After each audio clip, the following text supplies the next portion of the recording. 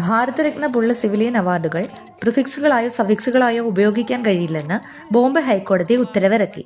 ഇത് ഭരണഘടനയിലെ ഏത് ആർട്ടിക്കിൾ പ്രകാരമാണ്? Answer article 18. അതായത് പത്മശ്രീ ഭരത് ഡോക്ടർ സരോജ് കുമാർ എന്ന് പറയാൻ പാടില്ല. പത്മശ്രീ ഭരത് പോലുള്ള ടൈറ്റിൽസ് ഇത് പ്രകാരം റിമൂവ് ചെയ്യണം. ആർട്ടിക്കിൾ 18 അബോളിഷൻ ഓഫ് ടൈറ്റിൽസുമായി ബന്ധപ്പെട്ടിരിക്കുന്നു. ഇത് ഒരു ഇമ്പോർട്ടന്റ് ആർട്ടിക്കിൾ ആണ്.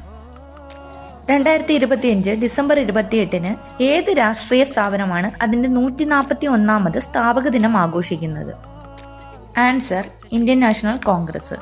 1885 ഡിസംബർ 28 ഇതിന്റെ ഫൗണ്ടേഷൻ ഡേ.